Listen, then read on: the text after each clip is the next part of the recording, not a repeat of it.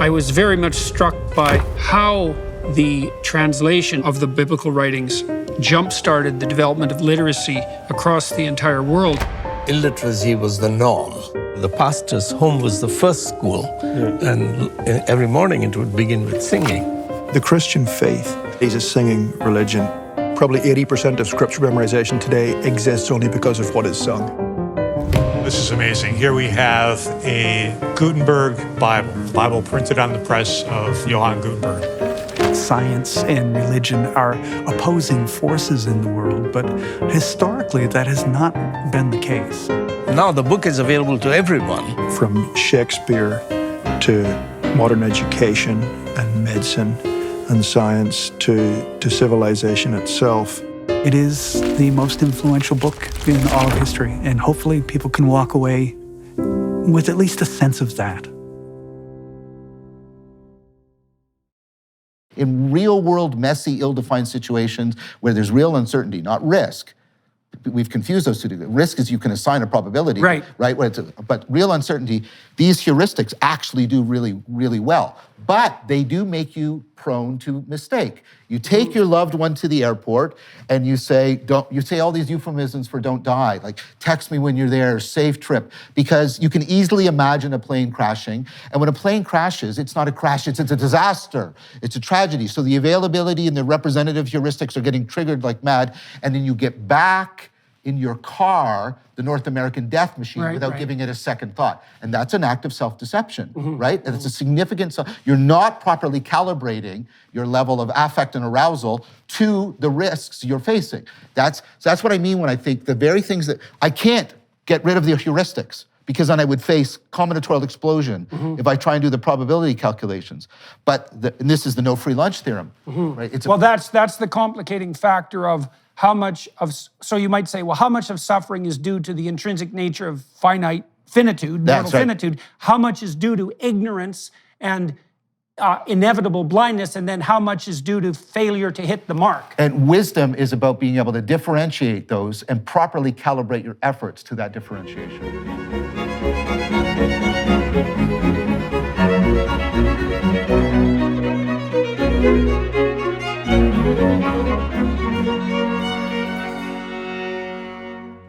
Hello, everyone watching and listening on YouTube and associated platforms.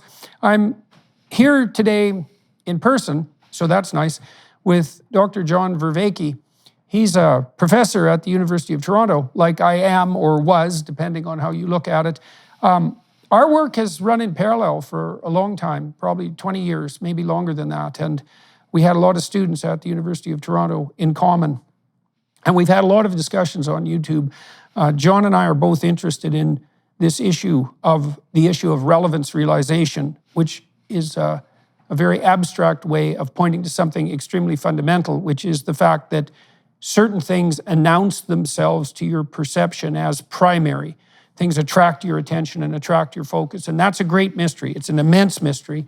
It might be the immense mystery in some real sense. And so John has made a tremendous amount of progress on that front, using sources different than the ones that I've relied on. And so that's made our conversations for me extremely interesting, because we're trying to address the same problem, which is really the problem of meaning, whatever meaning is. But he draws on literatures that are distinct from those that I've drawn on. And so our conversations are very productive because of that. I'm going to provide a brief bio of John and his work, and then we're going to jump right into the topics at hand, because there's lots to talk about on this front. So John Vervaeke is an associate professor in cognitive psychology and cognitive science at the University of Toronto. His work, as I alluded to, constructs a bridge between science and spirituality, which we'll talk about, in order to understand the experience of meaningfulness and the cultivation of wisdom, so as to afford awakening from the meaning crisis. And the meaning crisis is a phrase that John's popularized and that many of you may be familiar with. So, welcome. Good to see you. It's good to see you too again. In person with you. You're looking great. Thank you, sir. It's my Twitter suit that's doing it. So, I wanted to start, I'm going to jump right into this. Please, because there's some very complicated and essential issues that I want to talk to you about. I talked with Carl Friston a while back, and for those of you watching, Friston is one of the world's premier neuroscientists, and he's very interested in categorization and AI. And he said something to me that was extremely illuminating, and I think it's related to your notion of through line and also oneness.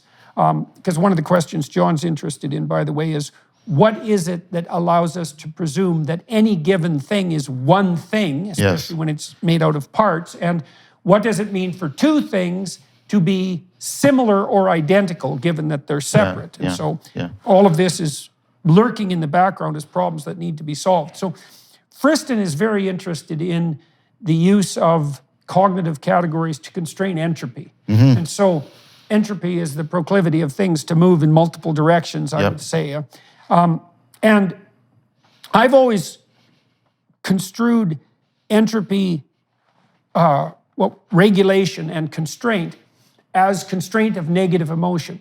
But he pointed out to me that it's importantly associated with positive emotion. So that makes sense to me. There's a huge neuropsychological literature that indicates that you experience positive emotion when you see yourself moving towards a valued goal. That's what the dopaminergic tract responds to. And he pointed out that that's also entropy reduction, because entropy, which is disorder, in some sense, and this is something I'd figured out a while ago but hadn't associated with positive emotion, entropy is something like path length to a destination. And so if you see the path length shrink, which means you're getting closer to the destination, you're reducing entropy. But that reduction, which is an advance, right, a pragmatic advance, is actually signaled by the positive emotion system. So the negative emotion system signals an explosion of entropy, which might be part of combinatorial explosion and part of the mere fact that things can be perceived in a frame problem, perceived in a multitude of ways. So that accounts for negative emotion. But to construe positive emotion as a response to a decrease in entropy that's associated with voluntary action struck me as, well, it's another form of unification, right? Because it brings both emotional channels under the rubric of entropy reduction. And so that relates them as well to a very fundamental physical reality, insofar as entropy is a physical reality. I mean, first of all, I haven't met Carl Friston. I've worked with a lot of his students, and I have met and talked with Andy Clark. But for me, just before we get into the content, what Carl Friston is doing represents the big picture cognitive science that I think we need, right? The attempt to get a synoptic integration. Like, he thinks of it as a unifying framework across many different subdisciplines. And so I see one of the jobs of cognitive science is overcoming the fragmentation within psychology, and then overcoming the fragmentation between the various mind disciplines, like psychology, AI, neuroscience, and his work is doing that. And that is the kind of work I aspire to doing as well.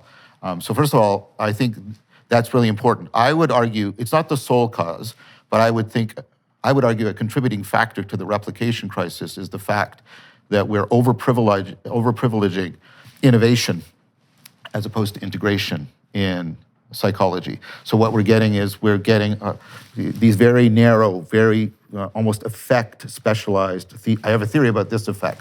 I have a theory about this effect. And so the controlled theoretical framework you need in order to make sure that the constructs are plausible, they're clear, that they're intelligible. They're intelligible. You don't have, the jingle jangle problem in psychology. Get rid of all of that kind of thing. And so I think that kind of work is exemplary. And I think it's also really good work. I think it's careful. It's mathematically rigorous. He has a student, Mark Miller, who's also one of my former students, and I work a lot with Mark. He actually got a huge CERT grant to come to Toronto, and we're going to work together on a lot of this stuff. And Mark has been one of the people, in fact, just to bring it back around, who has been really trying to integrate the predictive processing framework with affect. Right. Well, it's very, because it isn't obvious that the AI models, for example, experience anything that you might consider akin to emotion. But if you can relate negative emotion to an explosion of potential pathways, I think, and relate positive emotion to a reduction, then you're starting to make a very tight connection between information processing and emotional experience, let's say, or at least the meaning of emotional experience. Right, but that's where his work and my work starts to integrate. Because a way of translating that reduction of entropy, I do want to get back to the theme of, a shared grammar between cognition and reality. Yeah. But first, a psychological way of understanding that the affect is around the notion of basically surprise reduction. So the idea, right? The idea is the brain is trying to predict. I would argue a better term is anticipation, but we can come back to that. The brain is trying to predict the world because the more it can predict the world, the more adaptive capacity it has to be proactive. It's very easy. It's much better to avoid the tiger than to confront the tiger, right? And then the thing about that is, when I first say this to my students, I start, the brain is this massively recursive system for reducing surprise. A lot of them will say, but I like surprises. Mm-hmm. And you go, yeah, that's right. And so then you start to get this question about, well, you want to reduce surprise, right? But it's not sort of absolute reduction. Mm-hmm. It's more like the rate. Mm-hmm. And then you're playing the rates at different longitudinal scales. Yeah. So I might like the short-term surprise for my birthday party because it's a long-term predictor of stable relationships. So my long-term, ability to predict the environment goes up because all of these people have done all of this intricate work to surprise me at the party. So I just want to make it clear because people easily get this confused with he's just proposing some simplistic, just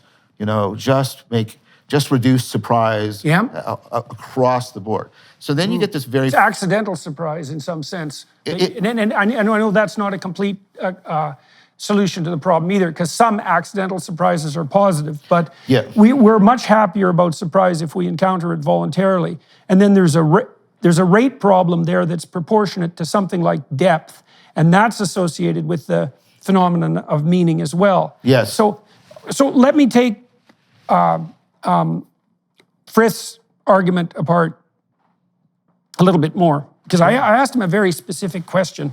So I asked him if he thought that basic perceptual categories were micro-narratives, right? So because one of the places that your work and mine dovetail is in our observation that the very categories of perception that make themselves manifest to us aren't simple objects. No. Right? No. That's where you bring in the Neoplatonic teleology. Agent-arena relationship. Right, exactly. right. And so what we seem to see in the world are patterns that have functional utility. And the functional utility is construed in relationship to a goal. And of course, then that brings up the question of what should the goal be, and is there such a thing as an integrated goal? Yeah. And so there's a pragmatism, like the empiricists and the rationalists, but let's say the empiricists to begin with, seem to presume that what we see in the world are objects, and then we derive meaning, we impose a meaning on top of that. And that isn't how it works, is that the very things we see as objects are tools that we use in relationship to goals. And some of those can be described objectively, but that isn't the essence of perception itself. No, I agree. And if you look at even the history of the psychology of categorization, there are sort of two fundamental presuppositions that were running through it that point to exactly what you're talking about, that really sort of started to come into question in the mid-'80s, early '80s, and then gathered steam while neural networks came, and now they're to the fore. But there was the idea that concepts are just lists of features. Yeah, right. Lists of features. Yeah. And that the primary function of a concept is to label the world and describe it. Mm-hmm, and that's turned both of those, which are sort of often. It's interesting because when you ask people what they think concepts are, that's what they tell you. You bet. There's features, there's a list. Two things are identical if they share the same list of features. Yeah, it's axiomatic. Yeah, and that's what they think. Yeah. But that's not how they actually do the categorization, because that won't give you categorization. Yeah. right? And so and Friston's work points to a fundamental, and it belongs to a much broader framework about, what concepts is their generative models. They are a structural functional organization of features that allow us to predict and explain how things are going to behave, especially with relationship to us. Right. So, and then and that's the pragmatism element, right, and the functional element. Exactly, and so you get a much different notion of similarity. So instead of thinking of, here's these two feature lists, and then you get Goodman's problem of what goes on the features and how do you select, right, and all that stuff we've talked about. Here's another idea. Let's say I have these two generative models, and how many steps can I go back where I can trace them back to a common shared generative model? It's like an evolutionary. So if two things are similar, if they have an ancestor generative model that is close to them, and they're dissimilar if you have to go through a lot of transformations to get them back to a shared generative model. So we're judging... I thought of that actually, a variant of that as a way of determining whether something was real. Can you imagine two measurement methods that are similar or different? You might say, well, what makes them? You want to measure the same thing in as many different ways as you can to calibrate its reality. Yes. But then you run into the thorny problem of what makes two measurement systems different. And one of the answers to that, on the conceptual level at least, is distance evolutionarily. Yes. Like there might be a domain of measurement that emerged in physics and a domain of measurement that emerged in psychology, and so they don't share a lot of underlying axiomatic presuppositions. Exactly. And if you bring both of them to bear on the problem and they report the same pattern, then you can be reasonably sure that that pattern exists independent of your projection. Of course. And it's kind of what your senses do too, right? Because you have 5 senses and they're really qualitatively different. Like vision and audition are extremely different, and audition and vision and touch are extremely different. Yes. And we use, it's not triangulation, I guess it's quintangulation, to zero in on patterns to see if they're replicable across all the sensory domains. And that's also a form of what would you call analysis by optimally different measurement systems.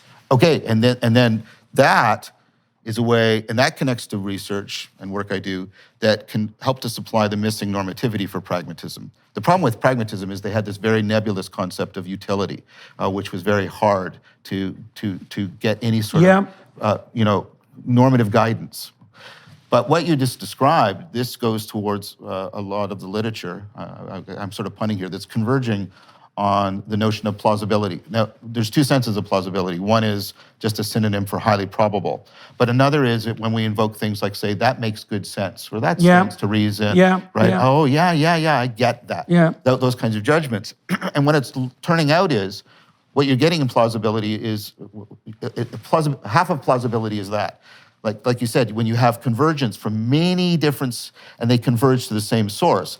And the reason that gives you what Rescher calls trustworthiness. Yeah. Because the chance, so if I have just one information channel, the chance that my conclusion is being affected by bias in the system is significant. Right. But if I have a multiple converging ones, the chance of them sharing all of those biases is very low. Very low. Yeah, and it probably decreases exponentially as the number of measurements that you use to assess the reality of a given phenomenon increases. Right, but you hit a law of diminishing returns at some point. Right. So at some point, a friend of mine says, for human beings, 1 is, I'll think about it, 2 is maybe, 3. 3. 3 or 4. It's like, sort of the working memory capacity kind of thing.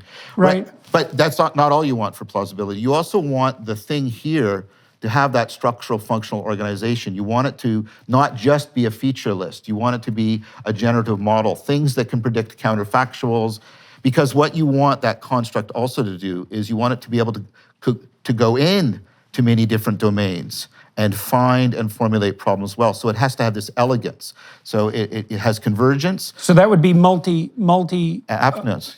Right. So that would be utility across a broad range of potential applications. That's right. That makes a nice tool, right? Is that you can use it for more than one thing. So, force equals mass times acceleration. You can use it for talking about whales floating in the water. You can use it for talking about, planets circling a sun. You can use it to talk about bullets, right? So like cross-situational generality. Right. So and then the third thing you want balance, right? And so if I give you a tremendous amount of convergence to something that has very little elegance, well, that's trivial. Right. You don't say it's false. You say it's right. Well, and that's actually the fate of most facts, and this is related to this problem in psychology. It's always struck me in relationship to the social sciences is that our method of movement forward is incremental fact gathering. But the problem with that is that there's an infinite number of facts, yes, and most of them are irrelevant. And so without these unifying theories, then you can't integrate across the facts in any coherent manner, and you just get the endless generation of, well, valid in some sense, but pointless facts. Right, and that goes to the point we were talking about with Friston's work, yeah, about generating those frameworks that bring all the things together, and you're getting a generative model rather than just a feature list of facts. Right. And then, but you also, like I said, you get triviality. You also get the reverse. If I have very little trustworthiness, but the promise of a lot of elegance, that's when we think of something as far-fetched. Like if you just believe that the British monarchy are lizard peoples from space, look at all the things I can explain. And so you get that, you can get far-fetchedness. Right. And if you actually pay attention, and that's where the conspiracy theories in some sense make themselves manifest. That's exactly right. Except when they're true. Right. And then you can also equivocate. You can do Mott and Bailey and a lot of things where you seem to be doing this, but you're actually equivocating. Like adipity. So Daniel Dennett, love is a 4-letter word. Okay, on the graphic side, that is highly convergent, but it's absolutely trivial. Who cares?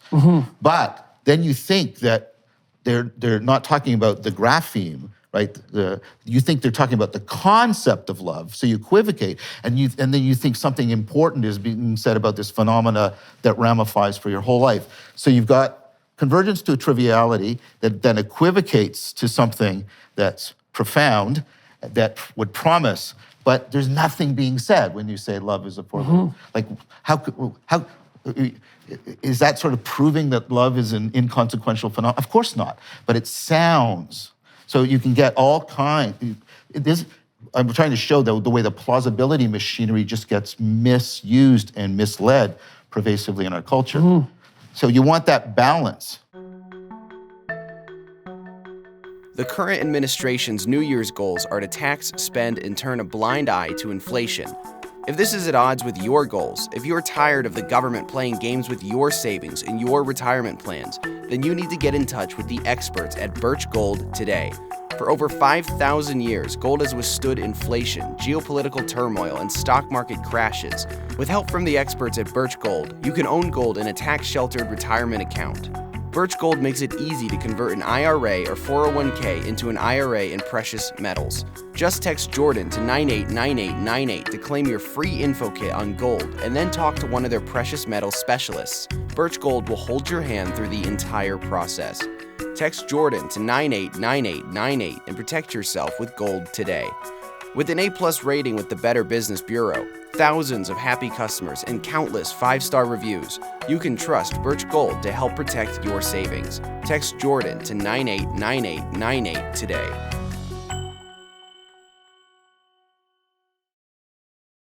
That's another form of triangulation in some sense. Yes. So I wanted to explain to everybody who's listening a little bit more about this idea of entropy, just so that it can be made more understandable. So imagine that you're driving to work, and you're in your car, and your car isn't bothering you. You're not attending to your car, apart from the fact that you have to drive it. And the reason that you're not attending to your car is because it's performing its proper function as a car in relationship to your goal, which means that it is moving you down the road reliably. Now, imagine what happens in your imagination when your car stops. Let's say it stops on a busy highway. Now, what's happened is the path length to your destination and to also other multiple potential destinations has now become indeterminately large. So, and then imagine that the search space opens up. And so like now you're off to the side of the road with your car. Well, your first set of problems is your whole day is now messed up. How are you going to get to work, right? So you have to compute a whole variety of potential pathways in the world just in relationship to your day. And then, well, you have the broader problem of the fact that your car is now no longer a car. It's a useless chunk of metal that you're trapped in a dangerous situation. And you have no idea how to fix it, and maybe you have no idea where to take it. And so the collapse of the simplicity of your car as an affordance in relationship to a proximal goal has exposed you to entropy, and entropy is the multiplication of the problems that now beset you. And category collapse does that. And so if you understand this, if you understand that your perception of car is dependent on the maintenance of its function in relationship to a goal, you start to understand something very fundamental about categories themselves, because everything you see in the world has this nature. It's a unity of form, which is something that the empiricists can concentrate on, but it's a unity of form in relationship to a goal, and that's built right into the perception of the so-called object itself. And so your object perception is constraining entropy by organizing the world into categories that are functionally relevant to goals that you maintain either explicitly or, even more importantly, implicitly. And category collapse produces this increase in entropy. Now, you feel positive emotion when you see yourself moving towards a valued goal, and you feel negative emotion when some uncertainty with relationship to that goal has manifested itself, or when you encounter, say, a determinate obstacle that you have to walk around. And so that's part of the way that, to go back to an earlier section of this discussion, that you can relate emotion to both cognition and categorization. So this issue of entropy reduction is crucially important because it's at the basis of categorization itself. Now, the reason I'd asked Friston about categories as micro-narratives is because I was very curious. I'm very curious, and this is probably more relevant to your work on spirituality. Mm-hmm. So one of the things you point out in the recent lecture you did for Ralston College is that even the perception of a given object is dependent on some sense of oneness. Yes. And so Piaget was very interested in this. It's like, well, why is this one thing? Yes. Right? Because it's not there, Now it's two things. And things don't have to be physically contiguous to be one thing. Right. And so the question is, what constitutes the oneness of the thing, given that it's fractionable in an infinite number of ways? Yeah. And so, and then another question that emerges out of that is, what makes two cell phones in the same category? Okay, so let me run a hypothesis by you and tell me what you think about that. Okay. So I think that things are one. First of all, they're one if you can use them for a specific purpose with a specific sequence of actions in relationship to a given goal. But they're interspersible, so they're the same, if you can replace them functionally in the same pattern of operations with no transformation of the path. Yeah. So they're the same because they're functionally equivalent in relationship to a goal, not because they share a set of features. So anything that's swappable is the same. Yeah. But that is dependent on a teleology. It's necessarily dependent on a teleology. Yeah, I mean, this is not a criticism. This is a classical notion of multiple realizability. So I can have the same program, Excel, and I can run it on many different machines. So the actual physical instantiation can be different as long as I'm getting the reliable same generative model. As long as I've got the same formal system running. That's why in fact, you don't think that there was one pattern, one program here and one program there. Think about it. Think about this abstract entity, a computer program, or even a file. You move it. Yeah. And you move what space are you moving it through? Like the languages come so readily to us. Yeah. You're doing this thing where you're moving it from one computer to another because of exactly that. Because you say, oh, the generative model here and here, there's no, and this is an important qualification, there's no relevant difference Yes. between them. Like for example, this one might run a little bit slower on this computer than here, but if it doesn't impact on how you can use it, right, then it's the same enough. yes. Now I wanted to introduce, and this will help get us into a little bit more. I recently published a paper with Brett Anderson and Mark Miller on integrating the relevance realization framework and the predictive processing framework. You want to do entropy reduction, but if you look at network theory, and the way you explain it in terms of path reduction is really important here. So there's three basic kinds of networks. Networks are just ways in which things are connected, like sequences, or the way an airline is connected, or the way the internet is connected, or the way neurons are connected, functional connectivity. So there's a regular network, which is nodes are just things that are connected. You have all the connections are just one step away, node to node, right? And then there's what's called a random network, is where you can have long distance connections, very long distance connection, right? So I don't have to fly, from Savannah to Atlanta to below. I can just fly directly from Savannah to Toronto, something like that. Right. So the regular network is highly inefficient. The way you measure efficiency is called mean path distance. You take all the distance from all possible combinations. How many steps do I have to go from this point to that point? And then you take all of them and you average them together, and you get the mean path distance, the average path distance between any 2 points.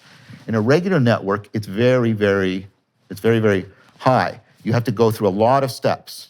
And a regular network is one where they're all connected they're locally. all local connection. So when you look at it, it looks beautiful. It's highly ordered because and all the lines are the same length and everything. But it's highly inefficient, right? The random network is highly efficient because you have a lot of these long distance connections that collapse your path, right? Your mean path distance. But the brain doesn't go for either one of those because there's a trade-off relationship. As I make the network more random to make it more efficient, which sounds like a contradiction in our terms, but it's not. I lose robustness in the system. So think about it. When you have a lot of these little connections, there's lots of redundancy. Right. And so I can lose a lot of stuff, and I get graceful degradation. I only get a small reduction in my functionality.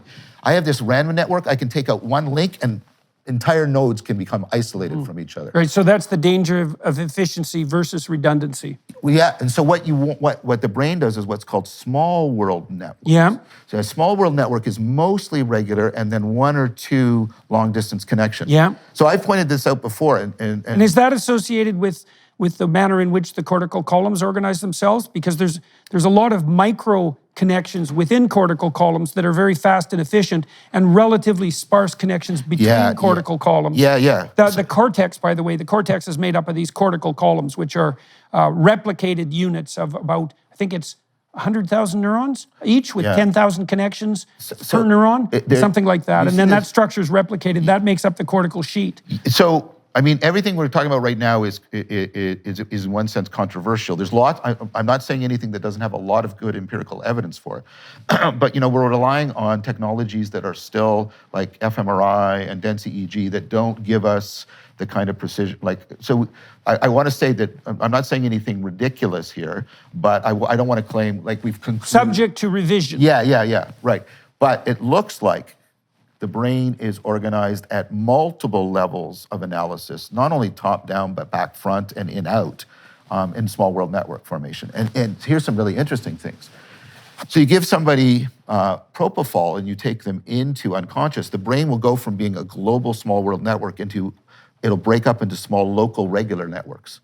And then as you bring them back into consciousness, it'll go from those local regular networks back into a comprehensive small world. So Carhart-Harris talks about criticality in consciousness. And so how do you understand... Totally. Okay, so how do you understand the relationship between... So Carhart-Harris and other people, and I talked about this in Maps of Brain's Meaning. right on the edge of criticality. Yeah, exactly. And it's on the border between chaos and order. That's the technical... Totally. Okay, so how is that related? How do you understand the relationship between that and connectivity? It's great. Okay, and then I want to bring it to a phenomena of insight, because insight has that combination of initial surprise and then long-term gain. We talked about Is it long-term or iterable gain?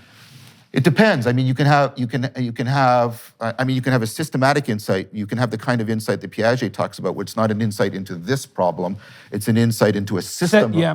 Or you can have just an insight into this problem, like the 9-dot problem. And it's just, in the future, you'll know how to do that one. And the first insight would be a deeper insight than the second one. Yes. And that's like a technical definition of deep. Yes, exactly. Which is a fun thing. That's something we should talk about too, is what it means technically for something to be deep. Okay, so back to consciousness and network organization. Right, okay, so we talked about small world network. And so what the brain seems to be doing is, especially the work I've done recently with Brad and Mark, it's not just redundancy. The brain is training between, and this is helpful because it's now 2 E's, between efficiency and evolvability in the technical sense that's coming out of biology, which is, the term is degeneracy, but I don't like to use the term degeneracy because it means degenerate away from because when the average person hears that, is it degeneracy? What the hell? Wrong connotations, man. Yeah, bad naming. So evolvability is, you want enough redundancy and overlap in your system. To be resilient. Right, so just very quick. You have the robustness problem in biology, which is, you want a lot of variation in the species, but you don't want to be the individual that has the variation, right? Because chances are you're going to get killed, right? So what you do is and this is the work of Andreas Wagner. You at the level of the genotype, you have quite a bit of this degeneracy and overlap and evolvability in the genome, but it doesn't show up in phenotypical differences. So there's not significant behavior. But as soon as there's a change in the environment, the genome is ready to shift and produce a new phenotypical behavior. So that's Do you know that the older the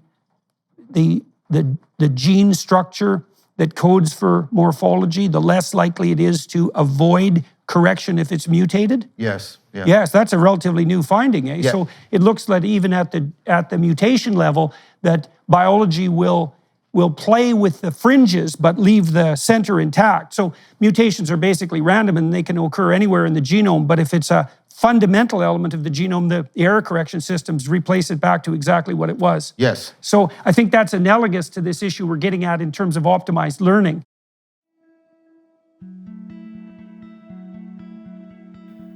With the start of the new year upon us, what better time than now to start building a habit of prayer?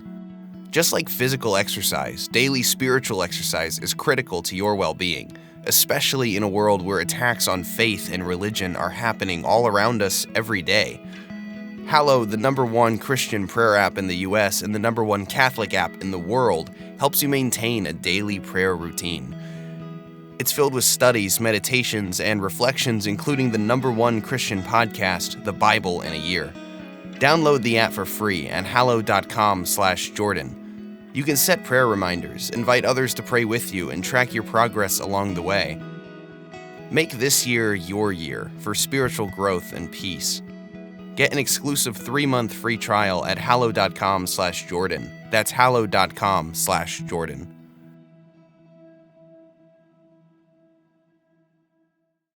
Yeah, so you want your system, like, you know, in the 80s when they did the downsizing in the corporations to make them very efficient. And the problem, the problem is they became brittle. They couldn't, if there was a sudden change in the market, because everybody's working at their max.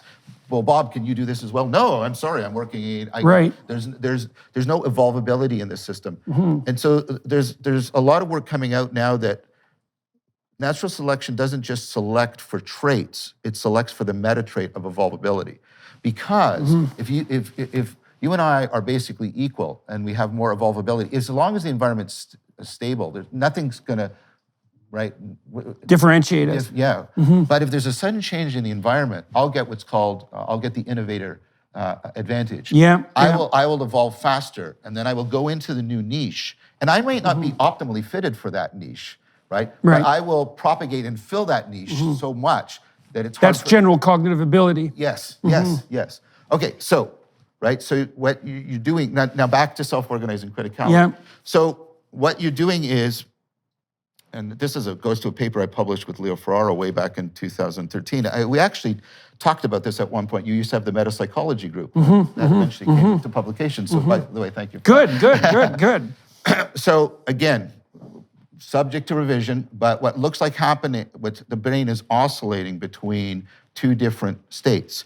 There's the neurons fire in synchrony, and that seems to do something like data compression. And data compression is like when you draw the line of best fit on a scatter plot. You're basically, you're throwing out a lot of variance so that you get clean interpolation and extrapolation. So you get generalizability. That's gist in some sense. Yes, you get, but gist allows you to generalize, the two Gs, right? Gist allows you to generalize. Okay, right? Now, but then the brain, like avalanches, all the neurons will fire in asynchrony. Now, what that does is that mutual predictability goes down, entropy is going up. And why would the brain do that? Because when it does that, that opens up an opportunity for it to evolve anew. That's what the psychedelics are doing then? Yes, right. And so what the brain is doing is it's constantly, right, it self-organizes, and then it goes critical, it breaks up. Not too much, it breaks up enough so that it can now reconfigure in something different. And so what you're doing is you're not just getting a one-shot, you're actually exploring different generalizations that are possible within the state space. So did that make, so if you can get the brain on that edge, right, where it's constantly doing this, and there's been some... Okay, so now that also, well, that takes us very interestingly, so, and people should attend to this because I think it's crucial, is that we have a debate in our society, probably since the Enlightenment, about whether the phenomenon of meaning is real in any real sense. And it tends to be downplayed by empiricists because it's not objective. But it seems to me highly probable that the sense of meaning, most fundamentally, is a signal of the operation of the optimization of this process.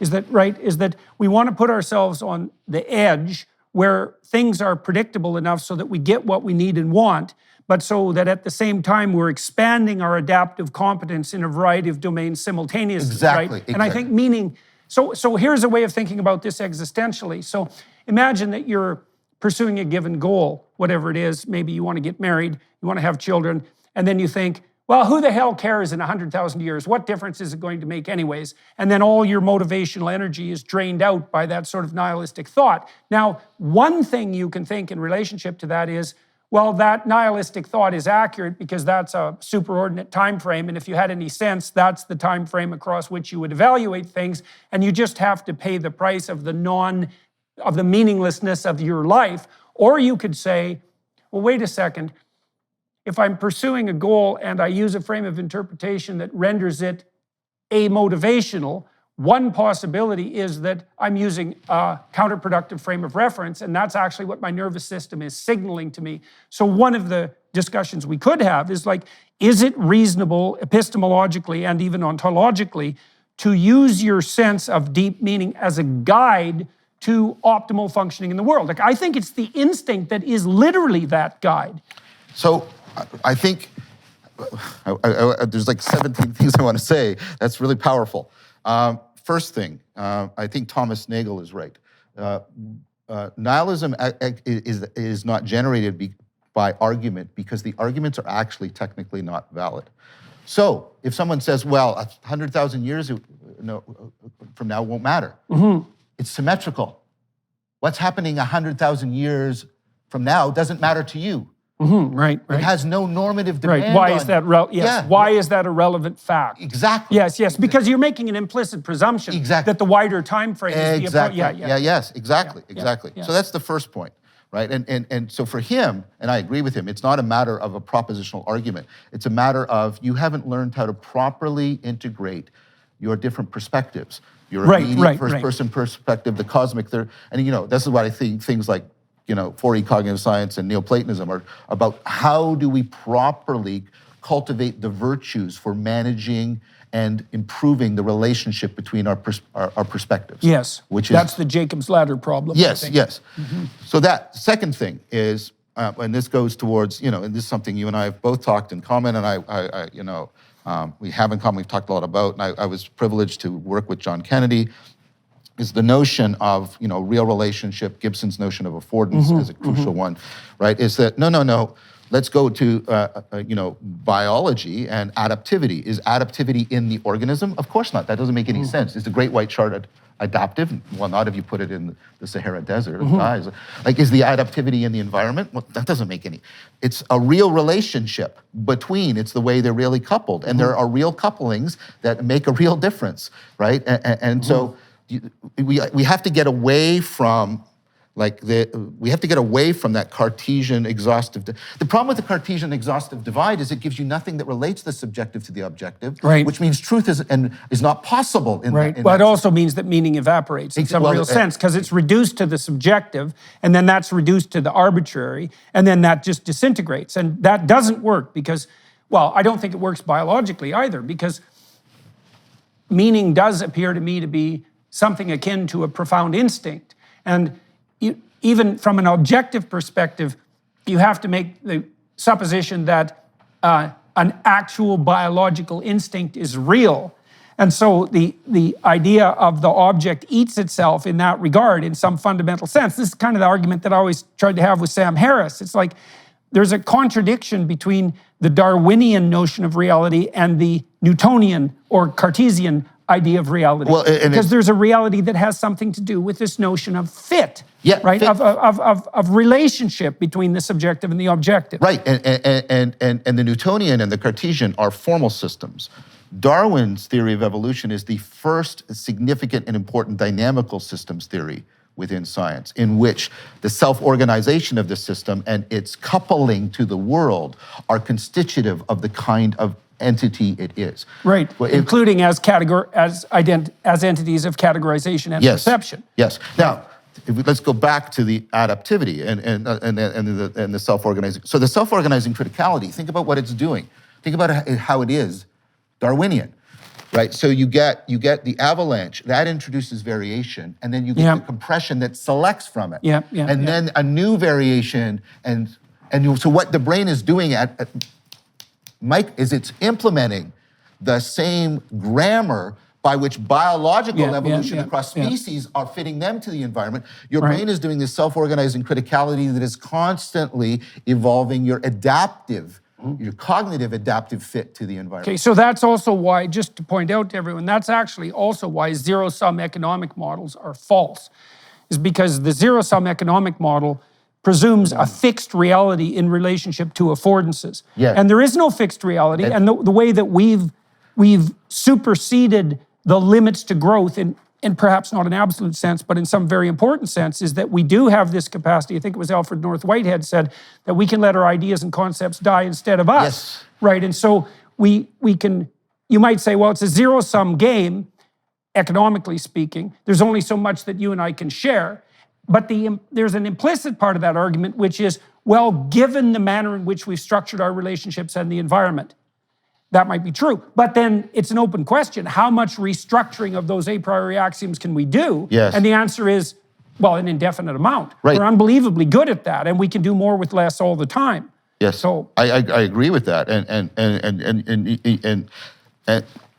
and that, I mean, because we can take it up into levels of symbolic abstraction. Well, you know this. You put person in this thing, and I'll give you $5. Will you take it? Of course.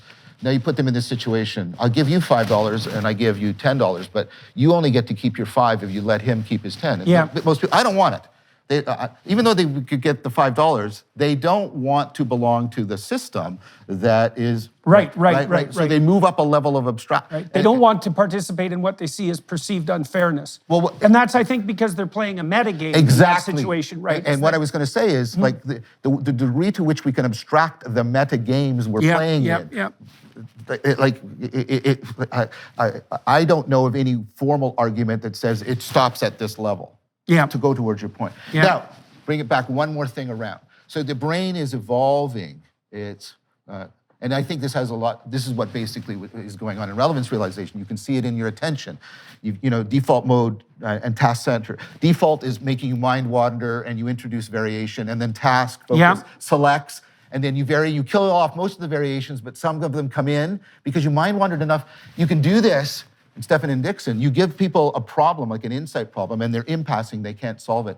And you just introduce a little bit of entropy into the system. Like you put some static on the computer screen or you shake it, and then they'll have the insight because it puts in enough criticality. Right, so they stop this unidimensional task-focused attention, right. and it allows the spread of activation. Right, and then they reselect and they evolve a new way of framing the problem. You get the ongoing Right. Well, so that would mean in some sense, okay, so imagine that you snap out of goal-focused attention. This reminds me of the psychoanalytic idea. So Freud would put his clients into a state of free association, right? And so Freud's tack was try just to say whatever comes into your mind or describe your fantasies and just let yourself talk, right? No self-censorship. And so really what he meant by that was abandon any instrumental goal-focused attention for the moment and let your mind wander. Jung did a lot of this too, because he did a lot of purposeful fantasizing, right? He just let his, that's a contradiction in terms. He let his mind wander. He would have discussions with the characters of his imagination, for example. It's very hallucinogenic in some real sense. But you can imagine there's a hierarchy of goals. Yeah. And you move from a unity at the top of the hierarchy to a plurality. Yes. At any given moment when you're focusing your attention, you're using the center focus of your attention as the main source of unity, and that's reducing everything to an a priori set of perceptions and principles. But then you let that go. Well, now you have these diverse networks in your brain that they all have a slightly different way of looking at the same situation. Exactly. And you can let them have an internal dialogue, essentially. Yeah. And some of those, one of the things the psychoanalysts pointed out is some of those can be id-like. So imagine, for example, that you're angry at someone. And so you allow yourself to notice the fantasies that you're generating as a consequence of the anger, right? And you'll see maybe you have a very violent fantasy and something that's highly aggressive. Well, you're being informed that part of your category system has that vengefulness, say, as a goal, and that actually might be relevant in some sense if you could figure out how to integrate that id-related goal to a higher set of principles, right? It's like, you don't want to produce absolute bloody mayhem because that doesn't iterate well across instances, but that doesn't mean you should ignore the input of these subsidiary systems. Exactly. So you introduce so when you're variation, differentiation, right? And then, but differentiation that has the potential to reconverge. That's right? And so you get a system simultaneously differentiating and integrating. It becomes what Kelso and others call metastable. The system is complexifying. It can do a greater variety of things while remaining integrated as an agent. It doesn't right. And so what you want is that's what happens, by the way, in the Chartres Cathedral when you wander the maze. So that's the symbolic representation there, right? So the idea is you go into the maze in one section, and then you walk all 4 quadrants of the world, right? So you have to cover all the territory, and that way you get to the center. And so the idea there is maximum differentiation as a consequence of voluntary experience that pushes together towards a unity. Exactly. And so what you get is a system that is complexifying, and if it's done right, because of this real adaptive fittedness, its complexification is increasingly conforming to the complexity of the world. Yeah, right, and so, right. That's the scientific enterprise in some sense, right? That's that calibration against real-world patterns. Good synoptic integration and not just differentiation over innovation for your career. Yes, right, yes. There is that. Okay, so that's self-organizing criticality. Now here's the thing. When a system is, I'll use the Hebs firing wiring distinction. When it fires in self-organizing criticality, it tends to create a small world network wiring. Because it's organized, right? And when it's organized, that orders it. But when it breaks apart, that opens up the possibility of one of these long distance connections. Now, if a system starts to wire as a small world network, it's mostly regular connections keeping you in the norm, but it has a few long distance connections that can suddenly snap you out. That's like the balance between conservatism and liberalism there. Well, it is. It is. And so, if it fires as a small world, fires as self-organizing criticality, it tends to wire as a small world network.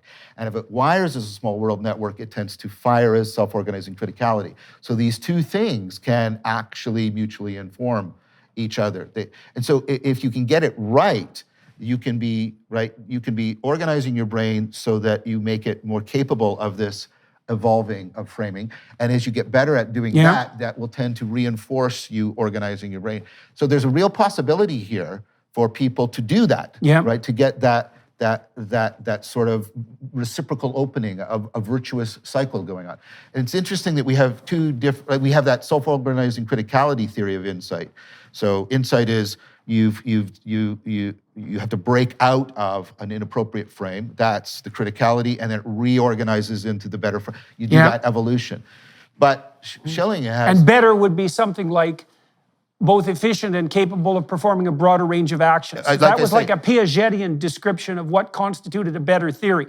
A better theory allows you to do everything the previous theory allowed you to do, plus something more, hopefully with a gain of efficiency. Right. And that's a definition of better. But you want to keep, so a good theory, right? A good theory is efficient in that sense, but a good theory is also generative. So you're always trying to optimize between efficiency and evolvability. Right? And so, like you said, you don't just do compression. That's epilepsy. If your brain just fires in a completely synchronous thing, that's epilepsy, right? Because you just locked the system down. It has no capacity to adaptively refit itself to the world. So the brain is constantly, I think of this actually as mapping on to Piaget's notion of assimilation accommodation. Assimilation is compression, making everything integrated. Accommodation, as I introduced, and then the calibration is this dynamical, constantly trading between them. So you don't come to any kind of stable thing. You're constantly evolve, and the theory, you don't find the final theory, right? You're constantly moving to a theory that grabs more differences and yet brings them into an integration. And then the theory has to break. One of Piaget's points in his writing, and I mean, he said this explicitly, was that the task of genetic epistemology was to specify the process by which the balance between assimilation and accommodation occurs. Exactly. And that has something to do with, okay, so two questions.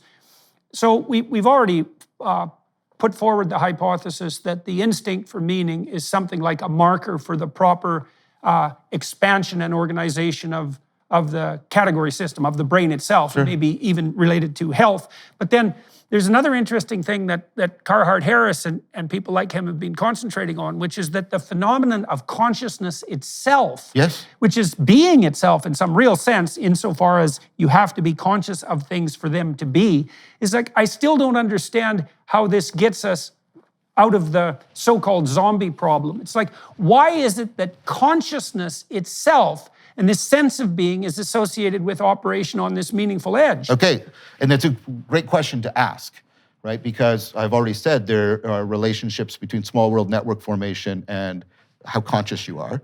And there's also relationships between self-organizing criticality. So you can get, you can present people two visual stimuli that are put on the visual system, so the brain is constantly flipping between them like a triangle and a square.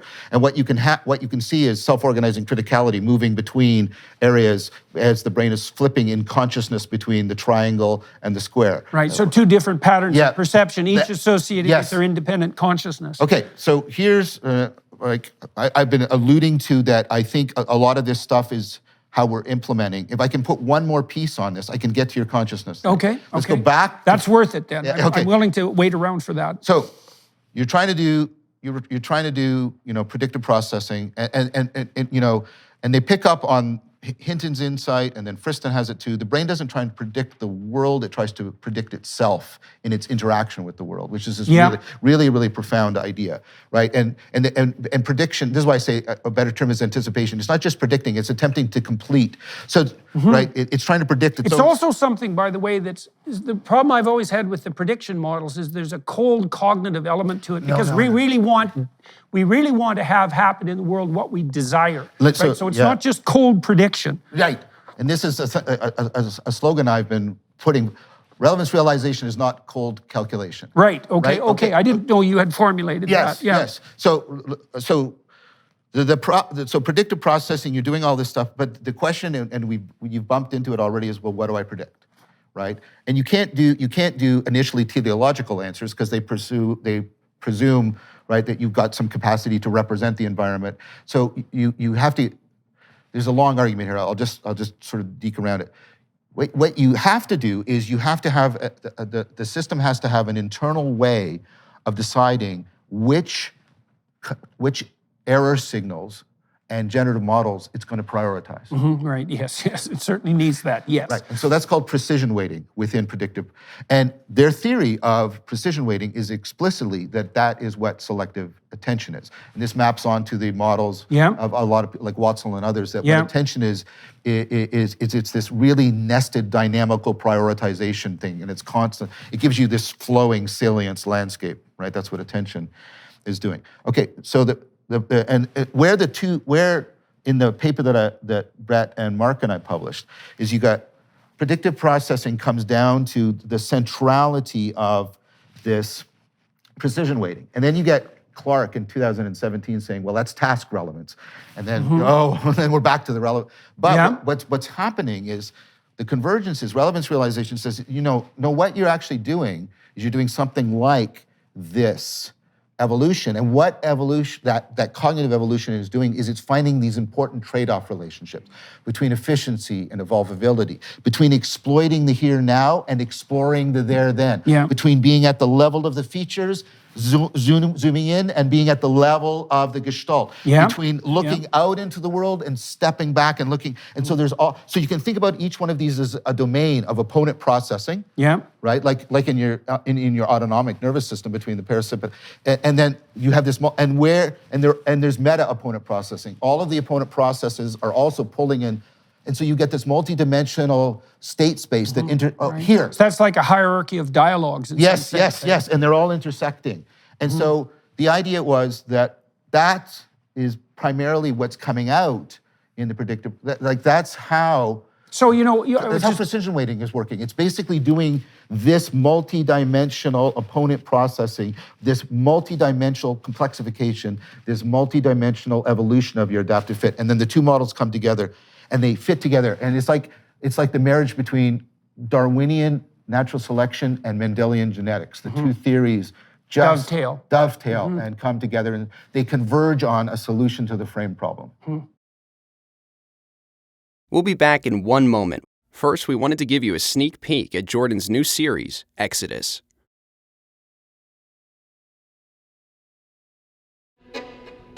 The Hebrews created history as we know it. You don't get away with anything. And so you might think you can bend the fabric of reality and that you can treat people instrumentally and that you can bow to the tyrant and violate your conscience without cost. You will pay the piper. It's going to call you out of that slavery into freedom, even if that pulls you into the desert.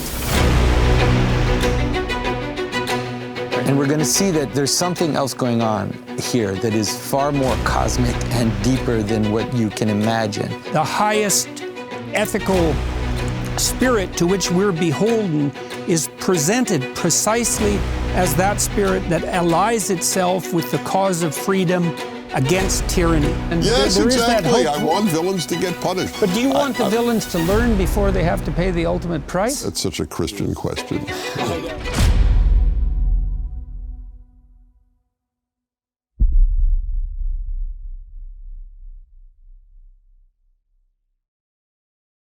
Okay, so... And then I'll be able to use that to talk about consciousness. Okay, well, I wanted to just make a segue here that people might find interesting. I think all that's modeled extremely well, particularly by symphonic music. Because what you have, if you listen to symphonic music, what you see is there's dialogues at the level of the instrument, right? So there'll be a proposition and then a counter response. And then all those dialogues are structured hierarchically in relationship to a higher order structure, and that's the melodic integrity of the entire piece. And people will align themselves with that, right? And so you can see this multi-dimensional processing occurring in a musical piece that speaks to the core issue of reality, which is actually the harmony and the beauty of the piece itself, right? And so, and that means that deep meaning that you're describing is pointing to something like the optimized balance between multiple levels of processing simultaneously, and some of that is also temporal, right? Balancing the here and now, as you said, with the, what did you call it? The there and then. Right. And so the reality is the emergent balance between all those different viewpoints rather than any given viewpoint. And it flows, right? So think, this is perfect. because music is basically playing with our salience landscaping for the sake of playing. It's computer. It's for me. It's the being mode. It's not the having mode. We're not trying to do anything. We're in pure development because we're doing pure play. We play music. Pure play. Yeah, pure play. You bet. Right? Music is the closest. What Rex Murphy said. All art aspires to the condition of music. Right, and notice how music is not in you or it's between. It's fundamental. The resonance, the betweenness, the connectedness, the fitness. You see that in dancing. Right, and then John Russin, in Bearing Witness to Epiphany, and I got to talk to John Russin. He said, and this is so, and he admits it because he's deeply influenced by Plato. This is such a Platonic thing. No, think about how intelligibility is basically, there's a musicality to intelligibility. Right, definitely. Right, so there are rhythms, right? And then there's melodies. Everything has its through line, which is like a melody. And then the melodies and the rhythm go together with an overarching harmony. And you're getting all of this salience, and so music. And that's all pointing to something like an ultimate unity in some fundamental sense. The one in Neoplatonism, Right. Now, and I want to talk to you about that one idea too, so we'll get into that a little bit later. But to return to consciousness. Yes. Okay, so, and consciousness is closely associated with of course, with attention, with working memory, and with fluid intelligence. Yes. Right? Yes. And of course, there's quite high levels of correlation between working memory and standard measures of G. Yes, they might be the same thing even. Maybe. Or they're very close. They're close, yes. So here's the idea. And I'm going to do that plausibility argument. So if you take a look at there's three questions. I did this at the debate. There's three questions about consciousness. Okay. One is, what's the nature of consciousness? How does this weird non-physical thing exist in the physical universe? That's right? There's the function problem. What does consciousness do? Since you can do so much behavior as an intelligent zombie. Right. Why not all of it? Yeah, why not all of it? Yeah, absolutely. Okay. And then because the cerebellum is a good example of that, right? I think there's more neurons in the cerebellum than in the cortex. And it's not conscious by any normal measures. So it's like, obviously consciousness isn't a mere consequence of neural activity. No. So much of that's unconscious. And then it does beg the question, if so much of it is unconscious, why not all of it? Right. And then the third question is a meta question. What's the relationship between the nature and the function question? Here's where I actually agree with Descartes, and I disagree with a lot of current philosophy. Descartes tries to answer those two questions in an integrated fashion. The nature question and the function question should be answered together. What we tend to do in modern academic philosophy and science is we tend to separate them. We talk about just the function problem or just the hard problem, which is the nature problem. And that, if you just think about it for a minute, that's very problematic. Trying to talk about function without talking about nature is very, very problematic, and vice versa. Trying to talk about the nature of something without talking about how it functions with respect to other things, very, very problematic.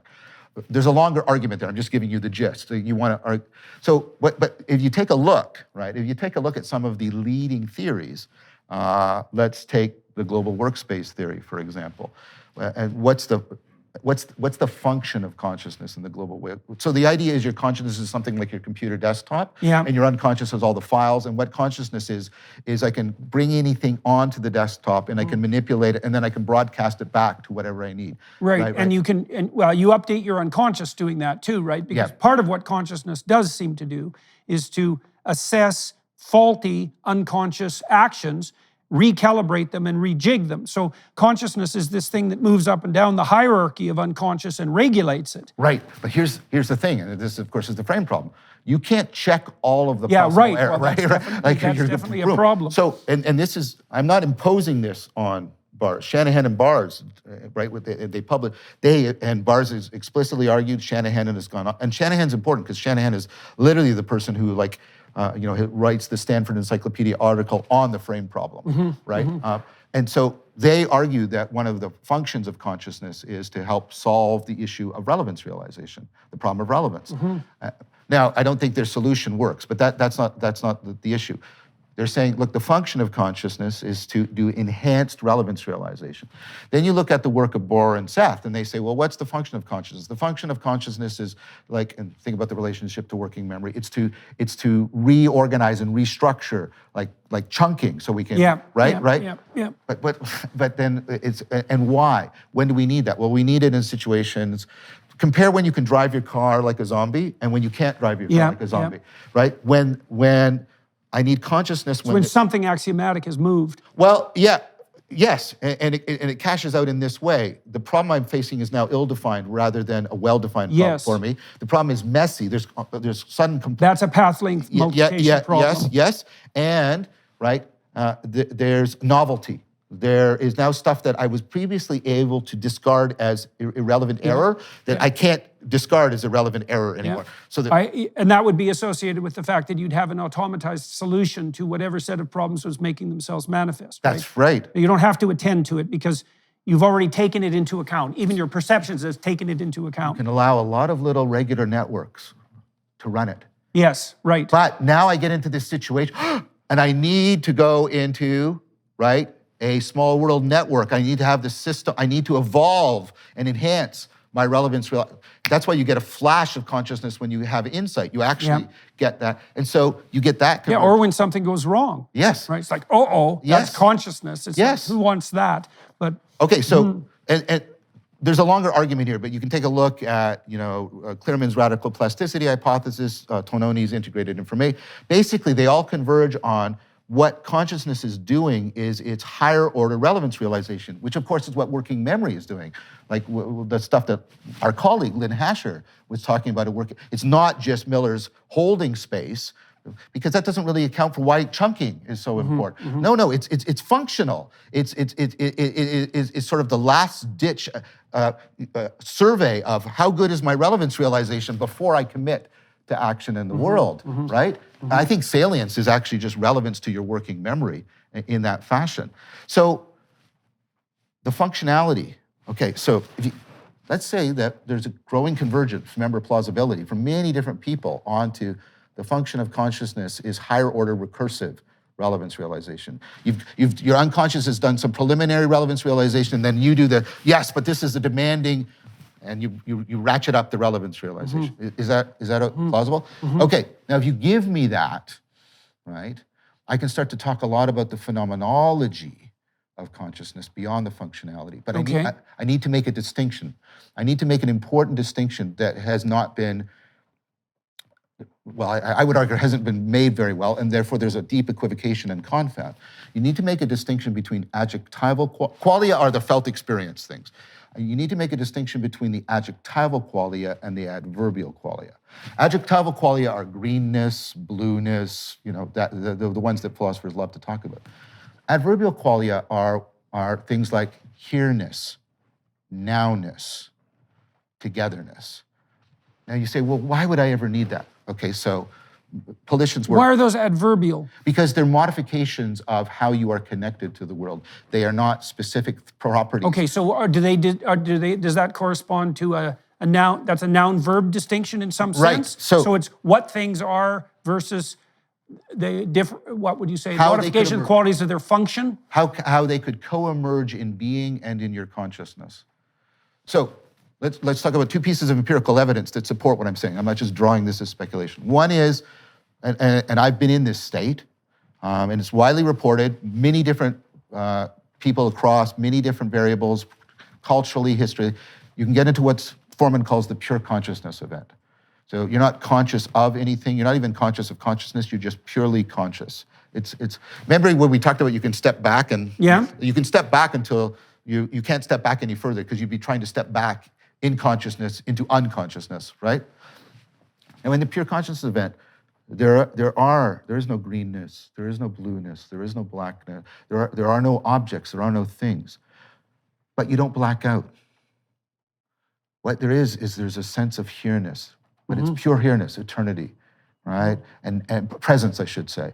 And now-ness is that sense of eternity, and then there's everything is one, unity, togetherness. So the here-ness and the now-ness and the togetherness don't go away, even though the adjectival qualia do, which tells you the adjectival qualia are not necessary for consciousness, but the adverbial ones. So do you think of that as an experience of something akin to the ground of being? Yes, because here, when you're doing... Is that the name of God that was announced to Moses? Is that the same idea? Because, the name is, I am that I am. Right? I was that I am. Well, I want to try and answer that, and I want to try and... So I was at... I went to... I went to the Respond retreat in Vermont, and I was giving my talk on relevance realization, and I was getting great questions from monks, and I was actually interacting with other theorists, and I came to what I think is an important insight. So your system is doing relevance realization, and that is giving you the complexification of the world. It's giving you the world of things, but as you said, organized, like right? So it's giving you this. But you can come to and one of the things relevance realization is interested in is relevance realizing. That's what an insight is. You realize, oh, my way of realizing what's relevant was actually wrong. I have to restructure. Yeah. Right? So it's because it's intrinsically evolving and self-correcting, it is intrinsically interested in itself. Okay? So I can do relevance realization on the world, and that is relevance realization of beings. But relevance realization has to realize its own irrelevance with respect to being. Mm-hmm. It has to you have to stop trying to thingify your experience. Mm-hmm. That's movement up Jacob's. Okay, so okay, so in the Exodus story, what happens with Moses is that he's walking through the desert, so he's confused in some sense, and something attracts his attention. Yes. Right, it's the burning bush. And it doesn't announce itself in some magnificent way. It glimmers in the shadows of his perception. But then he investigates it. So imagine this, imagine that something glimmers to attract your attention. That's Mercury, by the way. Right? Yes, yes. He's the winged messenger Hermes, of the gods. yes. Hermes, trying to attract your attention. So now you pursue that, and now you pursue it deeply. And the deeper you pursue it, the farther you get away from the particulars of the phenomenon itself, and the closer you get to something like generalized being. And that seems to be the idea that's implicit in that story of the burning bush and the announcement of the name of God. Yes, but so what happened, this is from Gregory of Nyssa and his work on Moses going up, right, at the mountain, and all the way to Nicholas of Cusa, right? The burning bush is inherently paradoxical. Right? Yes, right. Because it's something that is destroying itself but is maintained. Right. And so it's underneath generation and destruction. It's underneath all of the mechanisms by which being is particularized. It is trying to point, I am that I am, or actually, I will be what I will be. Right? And so it is trying to point to the ground of being as opposed to the world. And what does Moses try and comprehend? And it's a paradox, as you said. It's so interesting, because a paradox is pointing the way to that.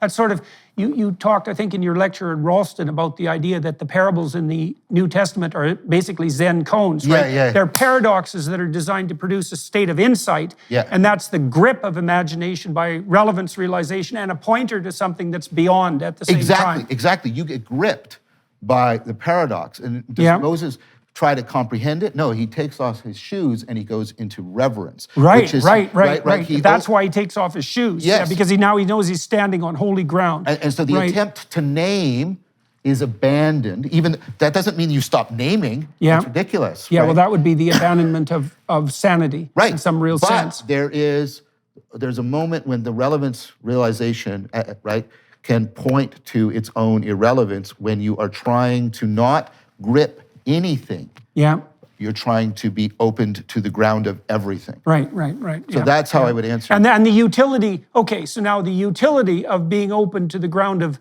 everything, let me lay this out. You tell me what you think about this. So you might say, well, does everything have to converge on one? That's the monotheistic question in some real sense.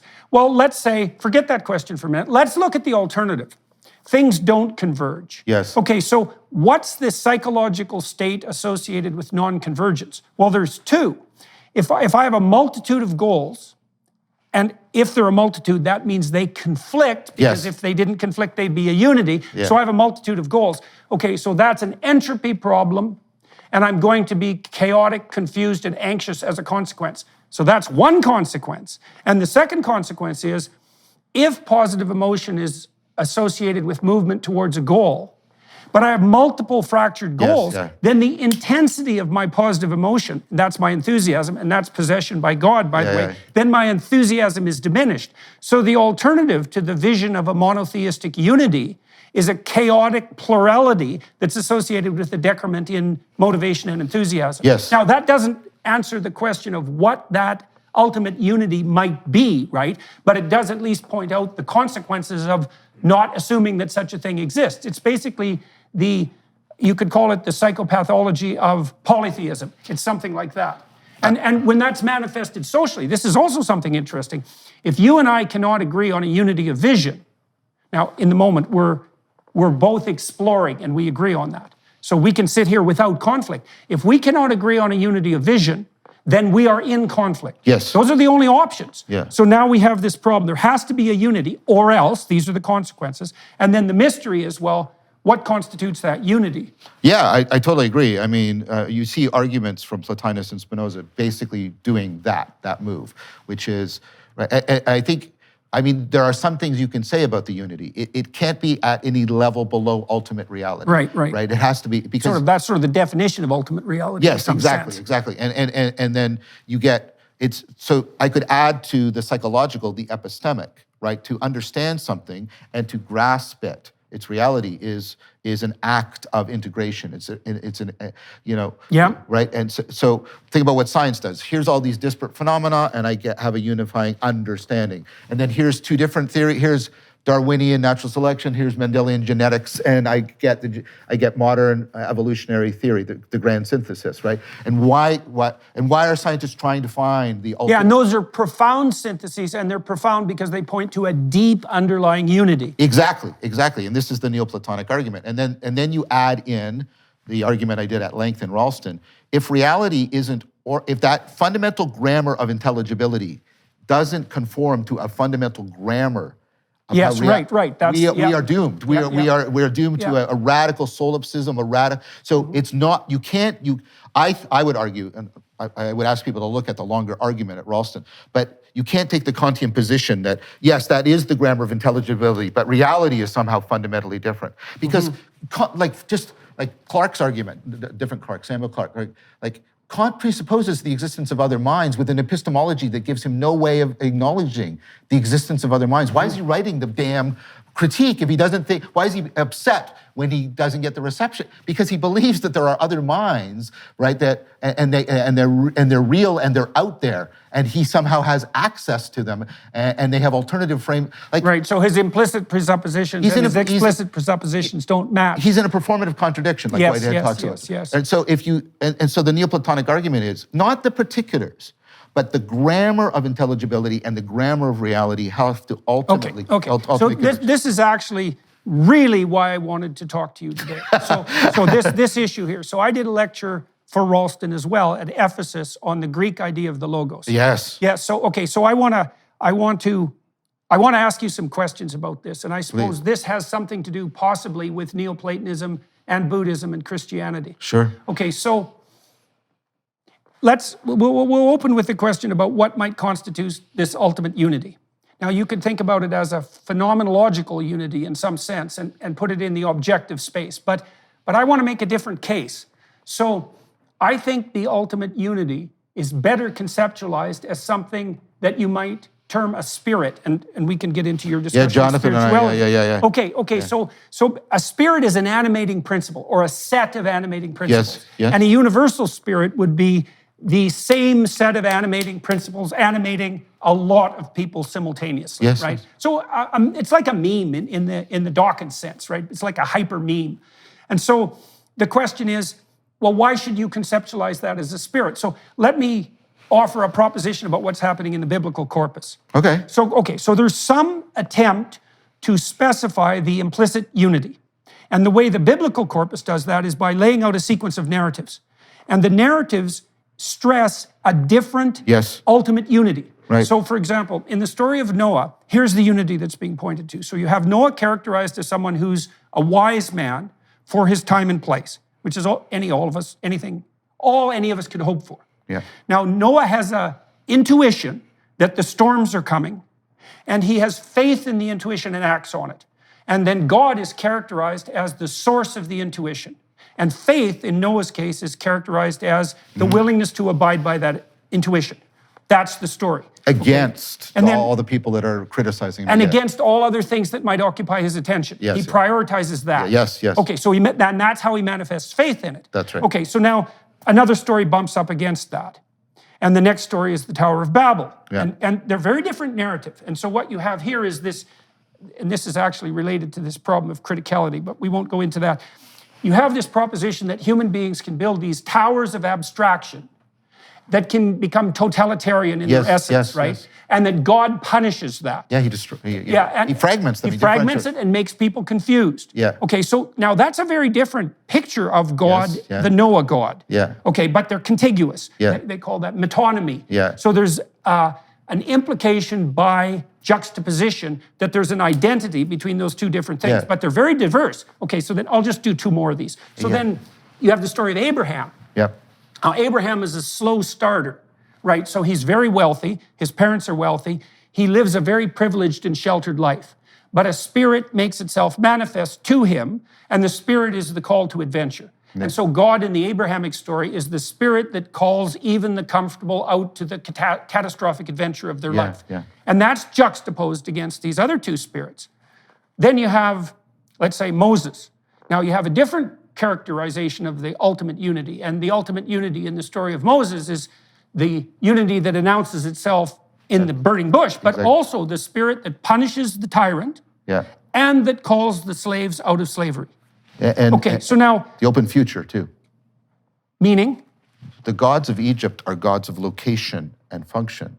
The God of Moses, and even more, so this is a development of the God of Abraham.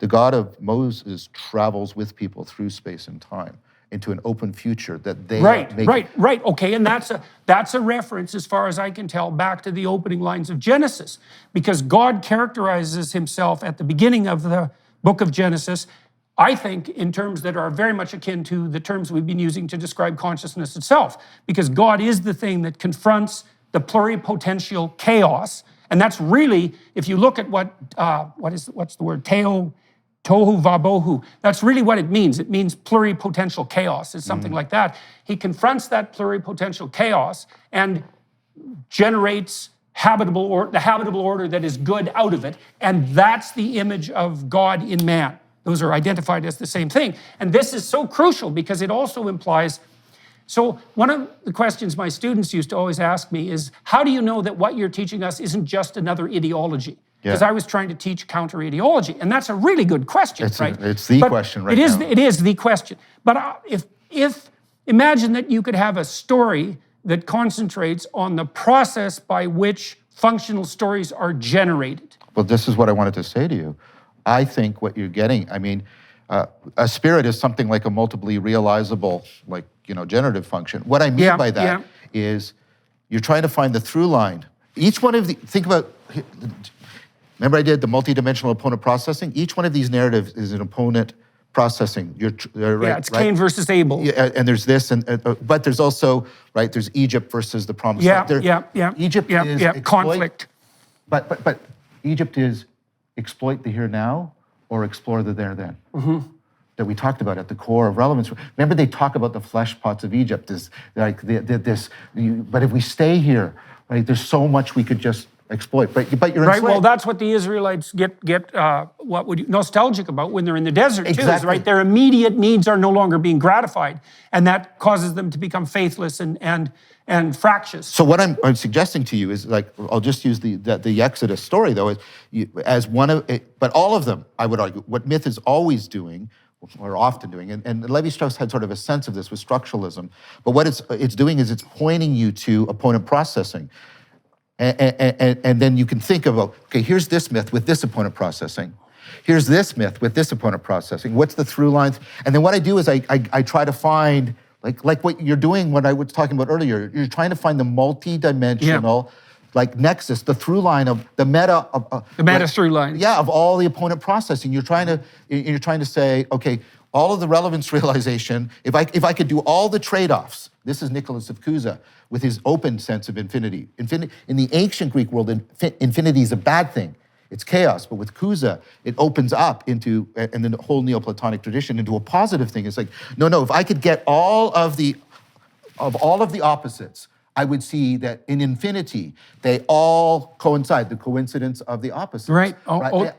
And that would be the culmination, not in any entity, that would be sort of the summation of what our cognition is about. It would be sort of, I would have found the source of intelligibility, because I would have moved to the deepest grammar of cognition, which would get me... And that's the resolution of all opposing conflicts in some sense. Okay, so here's an interesting question. So I've been thinking about this recently, so talking with Piaget. So there's this idea in the story of Adam and Eve, that suffering doesn't descend upon the world until the sin of Adam and Eve. Yeah. And I've been trying to take that apart with Matthew Piaget, most particularly. Yeah. And Matthew believes that the sin of Eve and Adam was something like pride. And so Eve hearkened to the voice of the serpent. And the serpent, in some sense, is that which is poisonous and the fruit that it offers is inedible in its essence. And Eve's pride is that she can even speak for the poisonous and inedible. And Adam's pride is that he'll hearken to the voice of Eve. And I like that idea. I like the idea that pride comes before a fall, and that we can bite off more than we can chew, and that men's pride, what would you say, motivates them to attempt to appear bigger than they are in the eyes of women, and that women's pride motivates them to incorporate under the guise of compassion more than they can eat, let's say. Now, there's a Christian idea, and a Jewish idea as well, that suffering doesn't descend upon the world until this sin takes place. Now, so you can imagine that you followed the through line of meaning assiduously, and you were able to bring the opposites into coincidence. And you'd have to do that with proper epistemic humility, of course, right? And openness to possibility. The question would be, in some sense, is to what degree do your moral errors actually constitute the suffering to begin with? And then to what degree do you think the suffering itself could be ameliorated?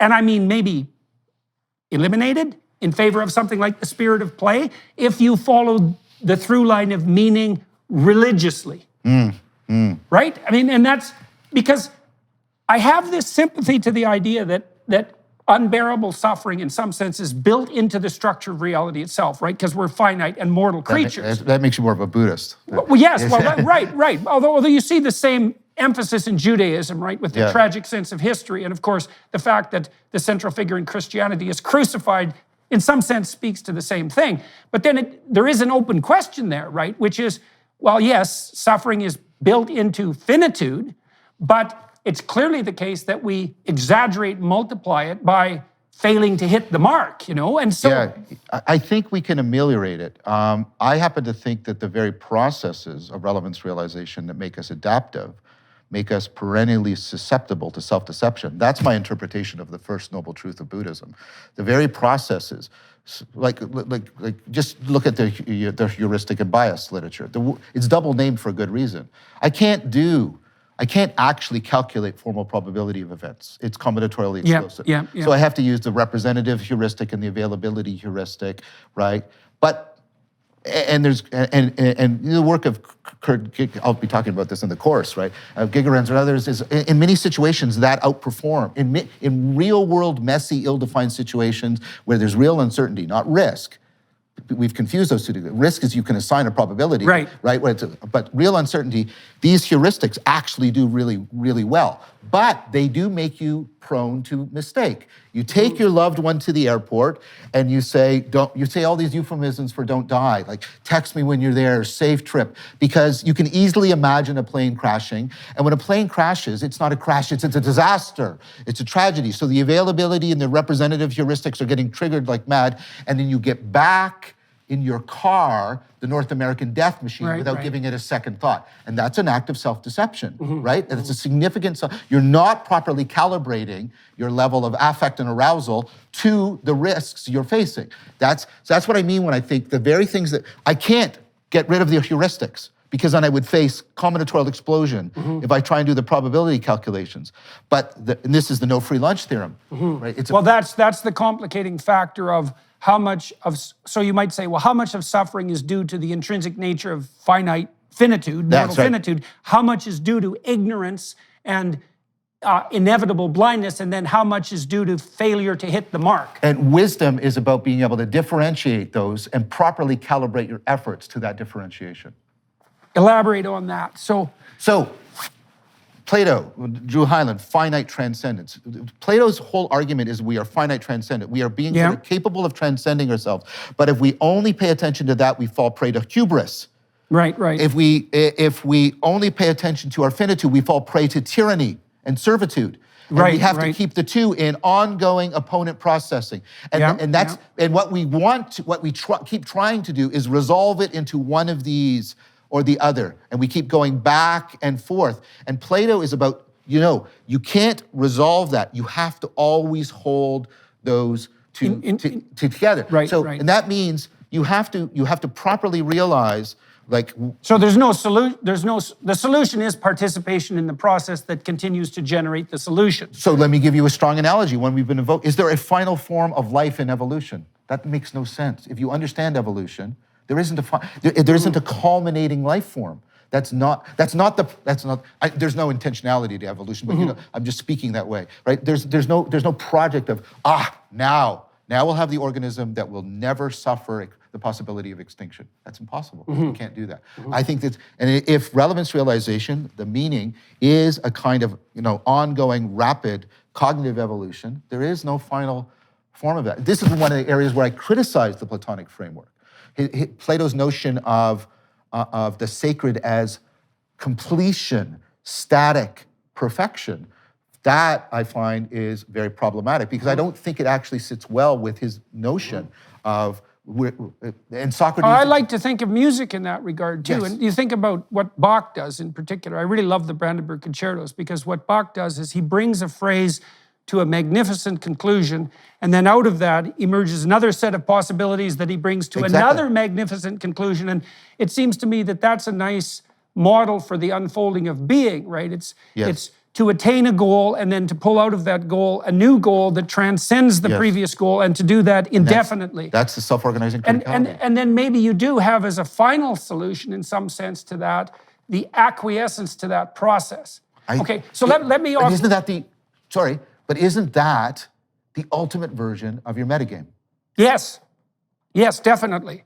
Definitely. Okay, so let me throw this... And there is a notion of this in Christianity, especially in Eastern Orthodoxy. You see it with Gregory of Nyssa, and you see it in Maximus, and it's this notion of epictasis, that we don't come to rest in God. Right. What God is the meta-affordance, so that we continually self-transcend through God. Yeah. We never... That's the Jacob's Ladder vision, I think, too. Right. To ascend continually towards a destination that's infinitely receding. That's right. Right, and that grows as it recedes. But this is the thing, the infinity is not inaccessible to you, right? Because the infinity is not just receding from you, it's also reaching towards you. And this is reality. Reality is constantly shining into your frame with intelligibility and constantly receding out into the mystery. And I think and that's the parallel of the Greek idea of the logos, I think, with the Judeo-Christian idea of the logos. I think so too. I mean, there's lots of people who won't like that, but I think the notion of the logos, that it's, especially as you see it coming through the Neoplatonic tradition and taken up into dialogos, into dialectic. I think that deeply converges.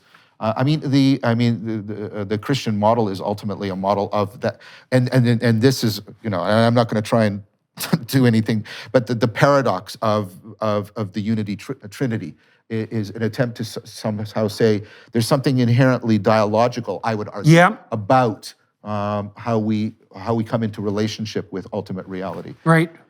And that's right, and it's an attempt to solve the problem of unity and multiplicity as well. So I've been looking at the transformations of the image of God in the biblical corpus. We know the biblical corpus is an assembled library, right? Yeah. And we don't exactly understand the process by which the stories came to follow one another and how they were redacted with each other. Exactly. So it's a mystery, but it's a mystery of collective intuition. It's something like that. Yeah, distributed cognition was that word. Yes. And it's something like distributed insight, because what happens is there's different forms of juxtaposition, and some of them catch on. People go, oh yes, that works, but they don't know why. which is a very interesting thing. Yeah. So you have the Old Testament corpus in Christianity followed by the New Testament corpus. And there's a new proposition here. I want you to tell me what you think about this. So one of the things that psychotherapists have learned across disciplines in the last 100 years is that if you get people to voluntarily confront what they're afraid of, avoiding, disgusted by, and inclined to be willfully blind about, they get braver.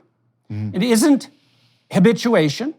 It's not the substitution of relaxation for anxiety, because you can do it without relaxation training. It seems to be contingent on the willingness to do the voluntary confrontation. Yeah, but that means, I think that really means a willingness to break down to a degree, there has to be, so the willingness can't be mere assertion. It can't be, it has to be. It's not propositional. Yeah, you have to do it. Yeah, you have to do it, and there has to be a vulnerability. There has to be a real willingness to learn and to be challenged. Yeah, that's humility. Yes, humility. Yeah. Epistemic and moral humility. Yeah. And so I think my is that what you're doing is you're actually making use of dialogue, or perhaps even dialogos, in order to afford the complexification of the person's competence, which is actually what they are ultimately seeking. Yes. Well, you do that in part by demonstrating to them that they can find the zone of proximal development through voluntary confrontation, right? So if you're exposing to someone to an elevator that they're afraid of, they might not get in the elevator, but they will stand 40 feet away and look at it, right? And then 39 Progressive feet. desensitization. Exactly. And which is not a good term, because what it is in fact is it's progressive generalizable adaptation. Exactly. Right, That's which is a very different thing. Yes, and that's what I was going to argue. I was going to argue it's actually progressive complexification of their cognitive capacity. They can manage more and more of the variables without being overwhelmed by the potentialities that are presenting. Well, and they also have a chance to observe themselves acting out the proposition that they are those creatures, right? Because one of the metacognitions that goes along with phobic avoidance is, I can't handle this. Yes. And so then you put the person in the situation. You challenge that. Yeah, and you show, well, yes, under certain circumstances, not only can you handle this, but you find it optimally challenging and it's really good for your development. And so basically what you do is you put someone, you're using exposure therapy, you put them into the zone that everyone occupies when they're learning optimally. It's exactly the same thing. But the zone is exactly that place between assimilation and accommodation that we were talking about earlier. Right. You're trying to get them to see, if you'll allow me some of my language, that it's not, the problem isn't just subjectively in them. I can't get in the elevator. No. There's a real relationship that you are capable of evolving between, like you can, and you can evolve your cognition so that you can get into the elevator. Right, so that you can confront what you're afraid of. I had one client, the doors finally opened to the elevator, and she said, "That's a tomb."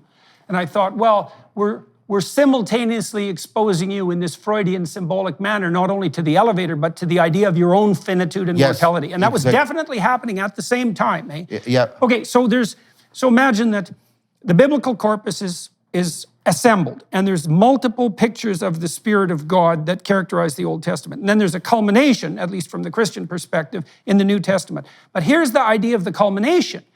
The idea is that the same Spirit that called Noah to prepare for catastrophe, and the same Spirit that called Abraham out of his comfort to the adventure of his life, is the Spirit that is motivating people to voluntarily confront the catastrophic suffering of their life.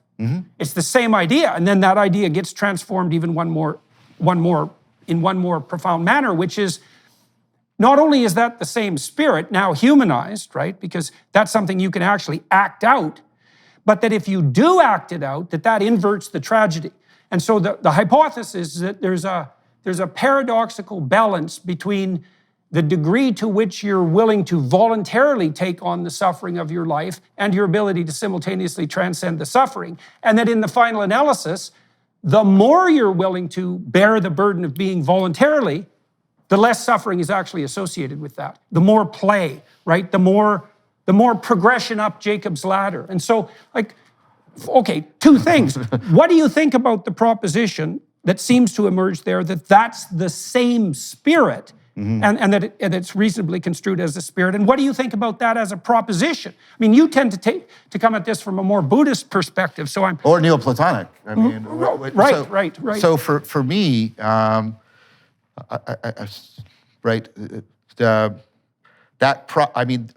that process of being able to find the through lines of the deeper, for me, when you're talking about a spirit, you're talking about like a dynamical, self-organizing system that's generative in the way we've been talking about. And it doesn't just generate being, it generates the intelligibility of being. So, right, and that's logos. Right? Yes, right. Yes. And so for me, trying to find, right, the through line, right? So this has a logos and this has the logos, but what's the logos of all of these things? Right. And it's this nested, and that maps onto everything we've been talking about cognition, intelligence, and consciousness, the recursive relevance realization, the predictive processing. Like, for me, those two things sing, and if the argument about the grammar of reality has to be, our cognition has to be deeply conformable to that, then for me, that's something the Neoplatonists are talking. And so what the Neoplatonists are doing, right, is they're taking Plato and they're finding that spirit, right? Plato's the spirit that takes you out of the cave, the ascent, the reciprocal, and the dialogical spirit. Well, yeah, and I'd like to come back to that. And then you've got the Aristotelian spirit, which is the idea of knowing as conforming, and the scientific project of trying to get an organized, systematic understanding. And then you have the Stoic system of, logos is how do I best integrate my agency so that I can be most virtuously disposed to the world, so that I am not overwhelmed by the tragedy, but I can right. And then so Neoplatonism is like that grand unified field theory of the whole philosophical spiritual tradition of Socrates. This is what I'm doing in my series, After Socrates, is tracing that out. Right, you should just tell everybody now about that, so that everybody listening knows. Just continue talking like this? Sure. Yeah, so on January 9th, I'm releasing my new series, After Socrates. It'll be free on YouTube. It'll be released twice a week, Mondays and Thursdays. And I'm really trying to play with the format and bring to light this whole through line that runs from Socrates to people like Nicholas of Cusa and Erigena, right? And what it is there's a continuing lectures series that build a continuous argument, like I did in Awakening from the Meaning Crisis. But I also have a section on points to ponder. And this is to encourage people to reflect and to discuss with each other. And then I also teach a practice. I move out of the propositional, and there's a pedagogical program of practices that is also unfolding in parallel to the lectures. And then I also move out of the monologue because I'm trying to be Socratic, right? And so I have episodes where I'll be with other people, and the four of us will demonstrate a whole ecology of practices. And then I'm also trying to put the whole Socratic, right, way into dialogue with Christianity, because that's what happened in the West, right? And so there's a series within the series. Christopher Master Pietro and I, we meet and we go into dialogue because we're doing Kierkegaard's confrontation with Socrates and Kierkegaard's wrestling of this. And I would say it's opponent processing. So he's a follower of Christ, but Socrates is his teacher. And he's constantly toggling between those, and you can see this very powerful. Well, that's an opponent process that's at work in Western civilization itself. Exactly. And so Chris and I are bringing that out. And so what I'm trying to do is I'm trying to... Now, people can get access to this on your YouTube channel. Exactly. Right? So you can just look up John Vervaeke, find his YouTube channel. We'll put the links in the description of this video. And so what I'm trying to do is, it's called After Socrates, because I'm after Socrates, and then I'm trying to understand him, right? I'm trying to, because he's a deeply enigmatic figure, and importantly so, because one of the great things about the Socratic dialogues is Socrates is always in that zone of proximal development. He's shining in enough to your intelligibility, and then he puts you into aporia, that state where of perplexity and wonder, because he wants to also open you up to the mystery, and he's constantly. And so I'm after Socrates in that sense. And I'm after Socrates in that I want to try and reverse engineer this practice of dialectic into dialogos, not Hegelian dialectic, Platonic dialectic, and there's all this new work on it. So dialectics is a practice, and dialogos is a process. You get it? Like, well, dialogos is the practice of psychotherapy. I think right? so. It is. It's the redemptive practice of psychotherapy, right? The mutual exploration of the truth that redeems. So Socrates is about. This is easy to say, and it is hard to realize in both senses of the word of understand and to make real. To be able to follow the logos wherever it goes.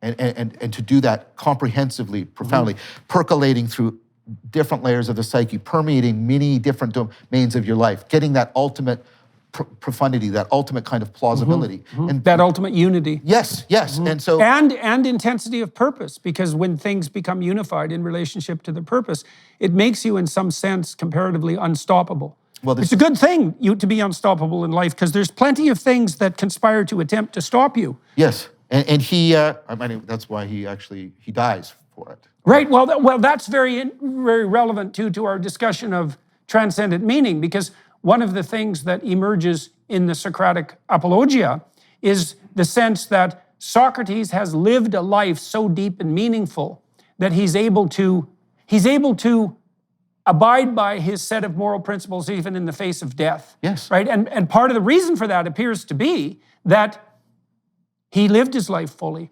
And so he's satisfied with it in some fundamental sense, right? He's not clinging to it. So this is the interesting thing about him. I mean, Socrates knows that he does not know, and that eventually becomes the learned ignorance of Nicholas of Cusa and the ability to wrestle with the paradoxes and the coincidence of all. So, but he does know things. He knows ta erotica. He knows what to care about, which is your point, and he also knows that the unexamined life is not worth living. The life in which you have not tried to... Because it's unconscious. It's unconscious, and it's also going to be, your agency is going to break down, you're making yourself more prey to self-deception. You're tyrannical. You're going to, exactly, all of this stuff. And so I'm trying to trace out, but not just trace out the ideas, because Socrates is ultimately about, this is what's called third way Platonism, the new scholarship. Socrates is ultimately about trying to get shift people into the non-propositional, because that is ultimately where virtue is cultivated. You and I both know you can get these university professors who are highly trained in moral argument, and that is in no way predictive of how virtuously they live their lives. Propositional management is at most a necessary condition for virtue, but it is in no way sufficient. And you can see Socrates is always challenging two things. He's challenging just intuitive pronouncement as to what something is. Well, what is courage? I know what courage is, blah, blah, blah. And he's also challenging sort of third person, right, technical definition. Well, I learned this definition. Socrates says, but do you really... You enact it. Yes. Right. So he's constantly challenging the first person perspective of just spontaneous subjective authority. He's constantly challenging the third person imposing technical authority, because he's trying to constantly get us into that second person perspective where we actually enter into the dialogue that trains us for virtue. So you'll get, like when he's arguing with the two generals about courage, one represents this intuitive, the other represents, he learned all these definitions from the sophist, and they're very sophisticated. Right. And Socrates undermines both of those, and he doesn't come to a conclusion. But here's the thing. The generals were coming to Socrates because they're asking him, where should we take our sons for education? Because we want them to be courageous. There's no conclusion at the dialogue, but the generals, both generals say, we would like our sons to come and learn from you. Right. Because Socrates exemplifies the courage in the dialogue that you see something similar happening in the brothers Karamazov. Yes. Because you have Ivan is very able to put forward extremely compelling propositional atheistic arguments, right? In a kind of a Nietzschean spirit, in a real sense, right? And Alyosha, who's the monastic novitiate, is no match for Ivan on the propositional front, but he's a way better person. Yes. And Dostoevsky also explores that in The Idiot, because that's Prince Mishkin, right? And he's a Christ analog for all intents and purposes, right? But Dostoevsky, because he uses narrative rather than philosophy, is able to produce an embodied figure who exemplifies virtue, even though the propositional grounds for his moral pronouncements are relatively, undeveloped. And I think this is a profound thing, and trying to bring that out, and then say. So what are the practices that you start to? Oh, well,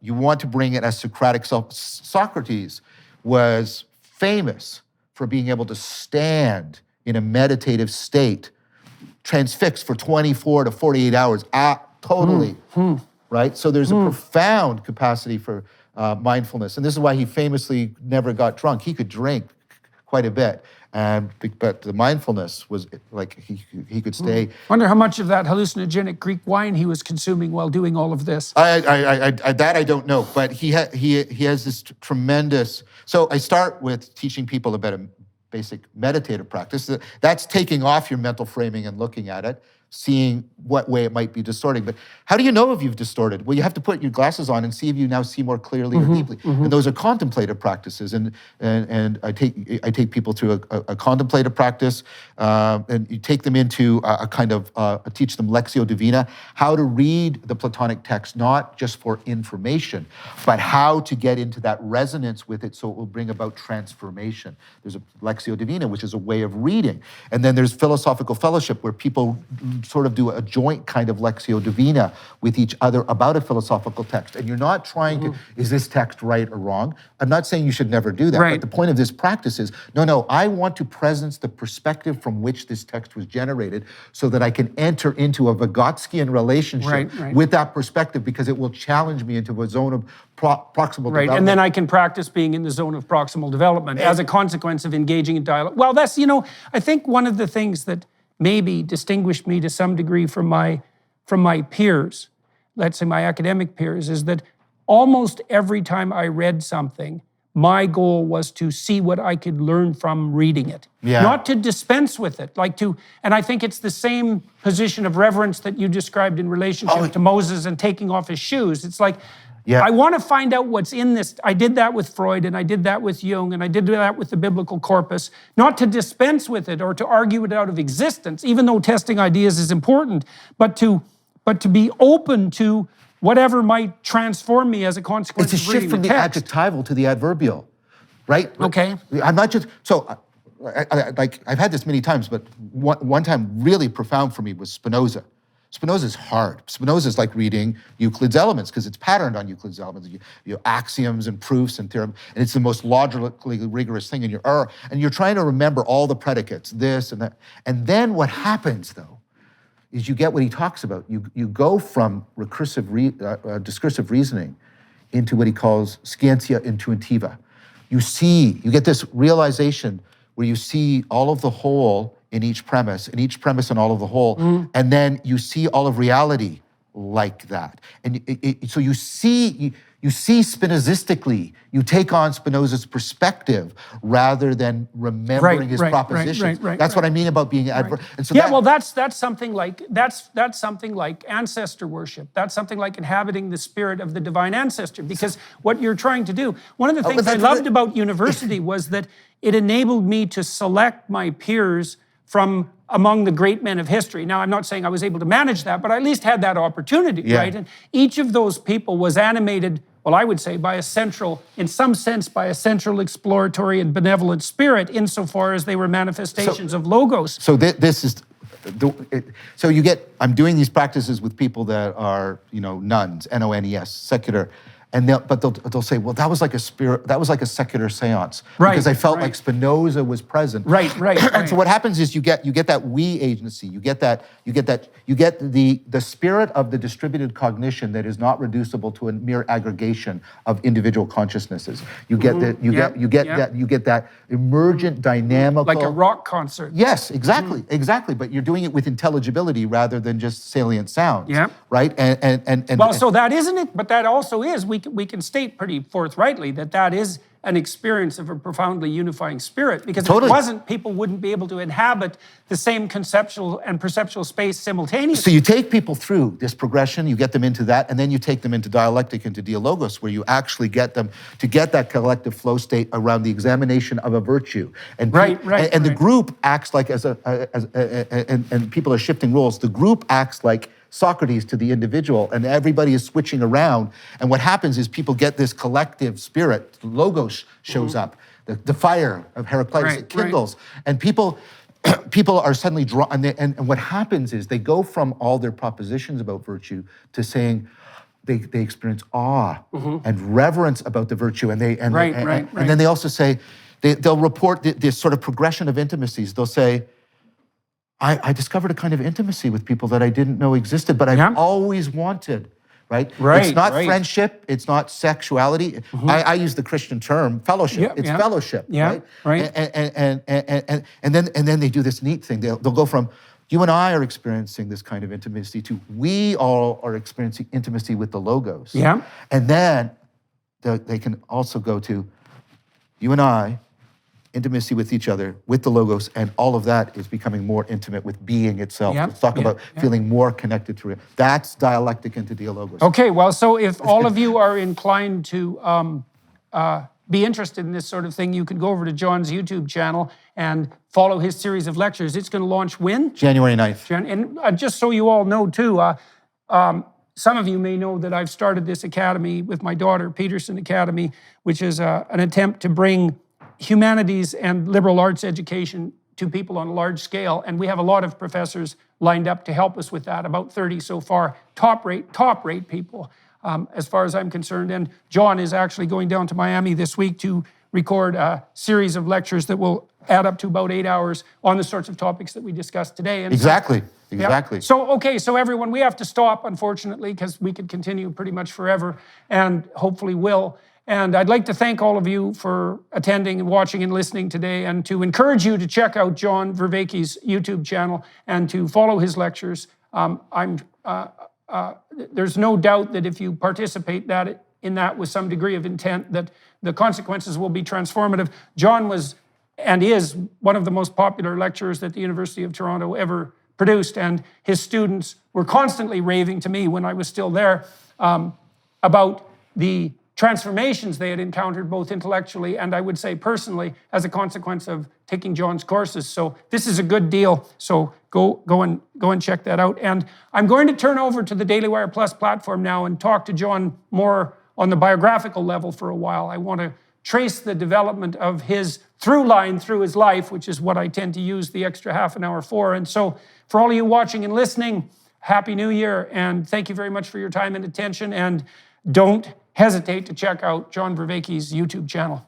Ciao. Thanks, John. It's great, as always. Thank you. Yep. Hello, everyone. I would encourage you to continue listening to my conversation with my guest on dailywireplus.com.